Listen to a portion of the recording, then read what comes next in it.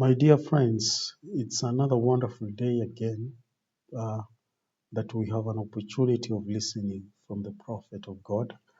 And there was something that President Nelson actually shared at one time about family history and how the family history really refines our influence, okay? And how also the gospel refines our families and all that. There's just a small quote that he gave, which is very paramount, that I would like you just to listen to. And without further ado, let me just invite you so that you can listen to this wonderful influence of the family history that is a gospel-centered history. Please welcome. While temple and family history work has the power to bless those beyond the veil, it has an equal power to bless the living. It has a refining influence on those who are engaged in it. You can actually see exactly what at the influence of how family history can really do. And that is what the prophet is saying here, that it has an influence of blessing those who are in mortality and even those who are actually across the veil. That is how powerful this family history is all about. And at times when we do it very casually. At times some people will be like, why are we doing this? Others will be like, they have no idea of what exactly is happening. But spiritually, we can actually realize the greater influence and the impact that family history has to the lives of those who are doing it and even to the lives of those who are receiving it. That is in the spirit world, so to speak.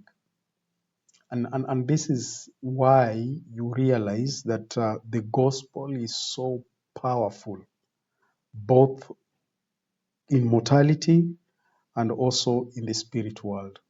That's why the gospel is very powerful in both mortality and the spirit world. And people need to be very, uh, very diligent in the things they do, because this is an admonition that was given by the apostles and the prophets as to why they need actually to be able to do what we call family history and to walk out, seeking their forefathers in ensuring that they are part and parcel of what they do so that they can be able to receive what we call temple ordinances, and which is very key. And a lot of people do not know this. A lot of people do not know this. At times, when you share about family history and seeking our ancestors and all that, there are people who may, you know, mistranslate that or maybe misunderstand it. I'm thinking that Latter-day Saints, what they do is that they perform ordinances, for their dead, and they will quote one of the scriptures in the book of Ecclesiastic chapter 9, saying that the dead have no relationship with the living. And when you look at what exactly they are trying to explain, it is a vivid picture as to why they do not understand what exactly those scriptures are projecting. Because when you speak of the dead, what exactly do you mean? Because Christ himself also said at one time that let the dead bury their own dead. You know, let the dead bury their own dead. What do you understand by that? So when you speak of death, there are actually different uh, dimensions or meanings of what death is in the scripture. So you have to get the context of what the person was really meaning. Like, for example, when Christ says, let the dead bury their own dead, there's a context there that somebody needs to understand why Christ was actually speaking like that. Because those who have not received the gospel of Jesus Christ, they are spiritually dead. So they are likened unto dead people, because they have no Christ in them. You could be walking, but you are a dead person. Could be walking, but you're a dead person.